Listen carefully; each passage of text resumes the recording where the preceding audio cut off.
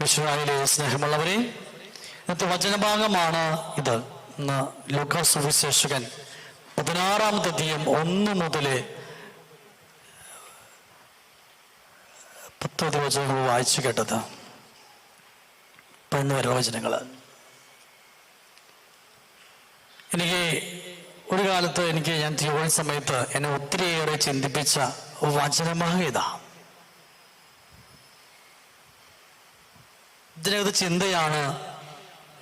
ഞാൻ തിരുപ്പട്ടം കിട്ടിയപ്പോൾ എല്ലാവരും പരിശുദ്ധാത്മാവിനെ വേണമെന്നൊക്കെ ചോദിച്ചപ്പോഴും ഞാൻ ചോദിച്ച കാര്യം നിങ്ങളോട് മുമ്പ് ഒരിക്കൽ പറഞ്ഞിട്ടുണ്ട്. ഞാൻ ആർക്ക് വേണ്ടി കരഞ്ഞ് ദിവ്യമർപ്പിക്കുന്നുവോ ആ ആത്മാവ് സ്രോതത്തിലേക്ക് കയറി പോകണമെന്ന്.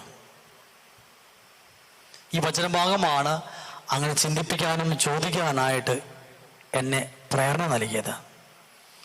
കർത്താവ് ഈ കാര്യം പറയുമ്പോൾ ഇത് ലൂക്കാസ് സുവിശേഷം മാത്രമേ ഇതിൽ എഴുതി വെച്ചിട്ടുള്ളൂ. നിങ്ങൾ ചിന്തിച്ചു നോക്കിയാൽ, ഒരു ധനവാനും കാര്യസ്ഥനുണ്ടായിരുന്നു. ആ കാര്യസ്ഥൻ അവിശ്വസ്തനായിരുന്നു. അവൻ തോന്നിയ പോലെ നടന്നിരുന്നത്, തോന്നിയ പോലെ. ധനവാന്റെ സമ്പത്ത് തോന്നിയ പോലെ ഉപയോഗിച്ച് കണക്കൊന്നും കൃത്യമല്ലായിരുന്ന രീതിയിലാണ്. അങ്ങനെ ഈ കാര്യസ്ഥനെ കുറിച്ച് പരാതിയുമായിട്ട് ധനവാന്റെ അടുത്തേക്ക് വന്നു. പരാതി കുറെ കിട്ടിയിട്ടുണ്ട്. അപ്പൊ ധനവാൻ എന്തായാലും ഈ കാര്യസ്ഥനെ വിചാരണ ചെയ്ത് ആളെ ജയിലടയ്ക്കുന്ന ഉറപ്പാണ്. അപ്പോൾ ഈ കാര്യസ്ഥൻ ചെയ്ത കാര്യമാണ് എന്ത്? നിങ്ങൾ വായിച്ചു നോക്കിയാൽ, ഒന്ന് കിളക്കാൻ എനിക്ക് ശക്തിയില്ല, എനിക്ക് ഈ ഭിക്ഷയാചിക ലജ്ജ തോന്നുന്നു. അപ്പൊ ആൾ ചിന്തിച്ചു. ആളുടെ ബുദ്ധി കുറമതിയും ബുദ്ധിശാലിയുമാണ്. നമ്മൾ ബുദ്ധിയോടെ ചിന്തിക്കാം. ആൾ ചിന്തിച്ചു തുടങ്ങി. അങ്ങനെ യജമാന് കടം കൊടുക്കാനുള്ള ആൾക്കാർ ലിസ്റ്റ് കൊടുത്ത ആള്. എന്നിട്ട് ഒരുത്തരോട് ചോദിച്ചു, നീ എത്ര കൊടുക്കാം? 100 ബത്ത എണ്ണ. അതം വെട്ടിയിട്ട് 50 ബത്താന്ന് എഴുതി. അടുത്തെടുത്തു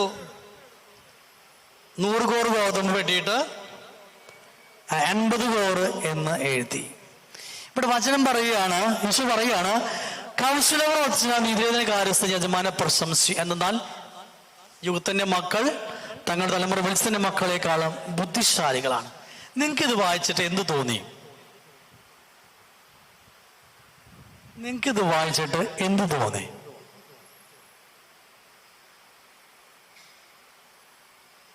ഇതന്നെയാണ് നമ്മളിപ്പോ ചെയ്തുകൊണ്ടിരിക്കണേ. 20 ദിവസത്തെ പ്രാർത്ഥന. ഇവിടെ മേരി ഫ്രാൻസിസ് ഇരിക്കണ്ടേ. മേരി ഫ്രാൻസിസ് അവിടെ തറവാട്ടിൽ നിന്ന് മരിച്ചു പോയിട്ടുള്ള ആളുടെ അങ്ങനെ എടുക്കണം, പ്രമാണം എടുത്തിട്ട്. ആൾക്ക് ശുദ്ധിസത്തില് 500 ദിവസമാണ് കൊടുത്തിട്ടുണ്ടാവുക. മേരി ഫ്രാൻസിസ് ആ പ്രമാണം എടുത്തിട്ട് വെട്ടി 100 ആക്കിയിട്ട് കൊടുക്കണം. എങ്ങനെ? ഇവിടുന്ന് പ്രാർത്ഥിച്ചിട്ട്. അങ്ങനെ വരുമ്പോൾ നമ്മുടെ കടം ഈശോ ഇളച്ച് മാറ്റമില്ലേ? വളരെ വ്യക്തമായിട്ട് ഈശോ വചനത്തിൽ പറയാ. എങ്ങനെ ഈശോ മാറ്റാം? അതാണ് ഈ ബുദ്ധിപൂർവ്വം നമ്മൾ വചനം കൃത്യം പറയുന്ന കാര്യം. അതിനകത്ത് ഈ മേരി ഇതിന് കൃത്യം പറയുന്നത് കാരണം എന്താ? ഈ കാര്യസ്ഥൻ വെട്ടിമാറ്റി കഴിഞ്ഞാലേ ഈ മേരി ഫ്രാൻസിസിന്റെ കുടുംബം ആരുടെയോ വെട്ടിയിട്ട് ആള് മോളി കയറി പോയാലേ ആള് ഈ മേരി ഫ്രാൻസിന് വേണ്ടി മധ്യസ്ഥം വയ്ക്കുകയില്ലേ? അവിടെ ഇരുന്നിട്ട് കാൽമമാന്തും ഇരുന്നിട്ട് ആരുടെ? ഈശോടെ. അതെ, ആ വരുന്ന ആളുണ്ടല്ലോ, എനിക്ക് വേണ്ടി റെക്കമെൻഡ് ചെയ്തതാ, അതുകൊണ്ട് വെട്ടിയേര്, ആളെ വെട്ടിയേര്. അതാണ് നമ്മൾ ഈ ദിവസങ്ങൾ 21 ദിവസം ചെയ്യുന്ന കാര്യം. അതിനപ്പുറത്ത് വേറെ ഒരു കാര്യമില്ല. കാരണം ഈ ഭൂമിയിൽ ഞാനിപ്പോ നന്മ ചെയ്ത് കഴിഞ്ഞാല് തിരിച്ച് പ്രതിഫലം കിട്ടില്ല. അങ്ങനെയാണെങ്കിൽ ഈശോയ്ക്ക് പ്രതിഫലം കിട്ടണ്ടേ? ഈശോയെ കുറിച്ച് തറയ്ക്കാൻ വരുമ്പോ ആരെങ്കിലും ഒരാള് ഉണ്ടായ അല്ല നോക്കിയ ഈശോ ആരെങ്കിലും ഉണ്ടാവും നോക്കും. കുറെ അത്ഭുതം പ്രവർത്തിച്ചിട്ടുണ്ടേ, കുറെ പേർക്ക് സഹായം ചെയ്തിട്ടുണ്ട്. ആരുമില്ല. നമ്മളെ ഈ ഭൂമിയിലെ നന്മ ചെയ്തു കഴിഞ്ഞാലേ തിരിച്ചു കിട്ടില്ല. പ്രതീക്ഷിക്കും വേണ്ട. മറിച്ച് ഈ ശുദ്ധീകരണത്തിലെ ആത്മാക്കൾ ചെയ്തു കഴിഞ്ഞാൽ തീർച്ചയായിട്ടും അതിൻ്റെ ഫലം നമുക്ക് അവിടെ ഇരുന്നിട്ട് ഇങ്ങനെ മാന്തിക്കൊണ്ടിരിക്കുന്നുണ്ടാവും. നമ്മൾ ഒരു നന്മ നിറഞ്ഞ പറയുമ്പോൾ ചൊല്ലിയിട്ട് ഒരു ആശ്വാസ വാക്ക് കൊടുത്താൽ മതി, അധികമൊന്നും വേണമെന്നില്ല. അത് ധനവാനിൽ ആസറിന്റെ മുമ്പമയില് ആ പ്രാർത്ഥന അത് ഒറിജിനൽ കഥയാട്ടത്. അത് ഈശോ പറഞ്ഞ ഒരു ഉപമയാണത്. ധനവാൻ പറയാണ് ലാസറിനയച്ച ഒരു തുള്ളി, അധികമൊന്നും വേണ്ട. എന്നെ ഇവിടെ കയറ്റി പോകാനല്ല ചോദിക്കണത്. എന്താ ചോദിച്ചേ? ഒരു തുള്ളി വെള്ളമെങ്കിലും അഴിച്ചിട്ട് നാവ് നനച്ചരണെന്ന്. ഒരു തുള്ളി വെള്ളം കൊടുത്താൽ മതി. ഇപ്പൊ നമ്മുടെ മുമ്പില് വെള്ളം ഇഷ്ടം പാരുണ്ട്, നമുക്ക് വെള്ളത്തിന് വിലയുണ്ടാ? ഇല്ല. മരുഭൂമി പോയിട്ട് വർഷങ്ങളായിട്ട് നിങ്ങൾ ഒരു തുള്ളി വെള്ളം കുടിക്കാൻ കിട്ടിയിട്ടില്ല. അപ്പോൾ ഒരൊറ്റ വെള്ളം കിട്ടിയാൽ എന്തായിരിക്കും നിങ്ങളുടെ ആക്രാന്തം, ആശ്വാസം എന്തായിരിക്കും? ചിന്തിക്കും. എന്ന് പറഞ്ഞതുപോലെയാണ് ഈ ശുദ്ധീകരണത്തിൽ കിടക്കുന്ന ആത്മാക്കളുടെ അപ്പൊരിച്ചില്, വേദന, ഒരു മാനസിക അസ്വസ്ഥതകൾ, ആ അവസ്ഥ, അത് അവിടേക്ക് നമ്മൾ ഒരു തുള്ളി വെള്ളം കൊടുത്തു കഴിഞ്ഞാൽ അത് ഭയങ്കര എഫക്റ്റാ. വെള്ളമുള്ളടത്ത് സുഭിക്ഷമായ സ്ഥലത്ത് ടാങ്ക് നിറഞ്ഞു പോയാലും നിറഞ്ഞു പോയിക്കോട്ടെ, വെള്ളം ഇഷ്ടം പറയണമെന്ന് പറയണം നമ്മൾ. പക്ഷെ ഈ മരുഭൂമിയിലെ ഒരു തുള്ളി വെള്ളത്തിന് അത്രയും പ്രാധാന്യമുണ്ട്. അതാണ് നമ്മളിവിടെ ഈ ചെയ്യുമ്പോൾ പ്രമാണം എടുത്ത് മാറ്റി ഇന്നത്തെ സുഭിക്ഷവായന അതാണ് ചെയ്യുമ്പോൾ തീർച്ചയായിട്ടും ദൈവം നമ്മളെ സമൃദ്ധമായിട്ട് അനുഗ്രഹിക്കും. പിന്നെ ചിലർക്ക് ഒരു ചേട്ടന് ചോദിച്ചു, അച്ഛാ ഈ നവംബർ മാസത്തിൽ തന്നെ പ്രാർത്ഥിക്കേണ്ട ആവശ്യമുണ്ടോ? വേറെ ദിവസം പ്രാർത്ഥിച്ചാലും കർത്താവ് കേൾക്കില്ലേ എന്നുള്ളതാണ് ക്വസ്റ്റ്യൻ. നിങ്ങളുടെ അഭിപ്രായം എന്താ? അപ്പൊ നവംബർ മാസത്തിൽ പ്രാർത്ഥിക്കും, ബാക്കിയുള്ള മാസങ്ങൾ പ്രാർത്ഥിച്ചാൽ മതിയില്ലേ?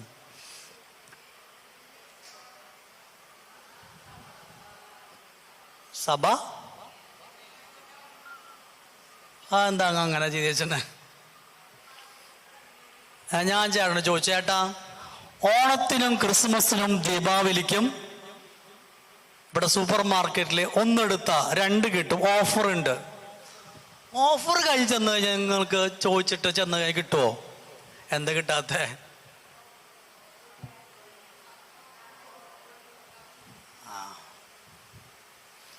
അപ്പൊ ചേട്ടനൊന്നും പറയാനില്ല.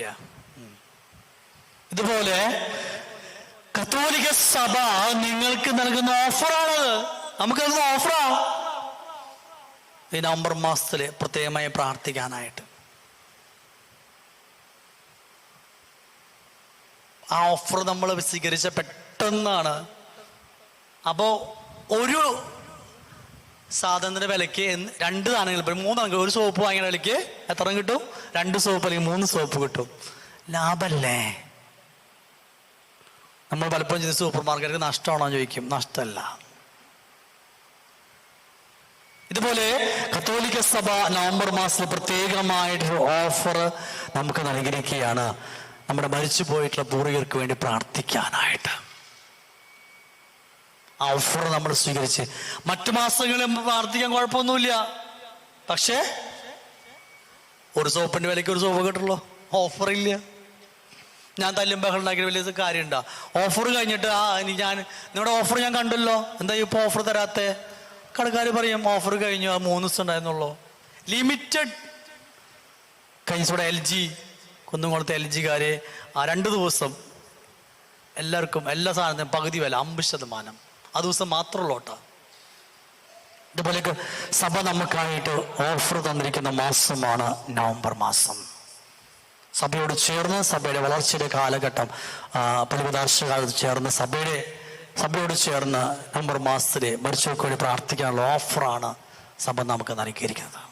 ആ ഓഫറിൽ ഈ നവംബർ മാസം സഭയുടെ ഓഫറിൽ ഒത്തിരി ആത്മാക്കള് കയറിപ്പോ.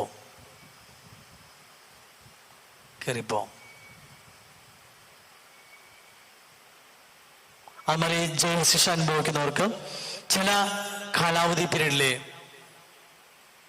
14 വർഷം ജീവപരിധി ആണെങ്കിൽ അത് കുറച്ച് 7 അല്ലെങ്കിൽ 9 കുറയ്ക്കാറുണ്ട്.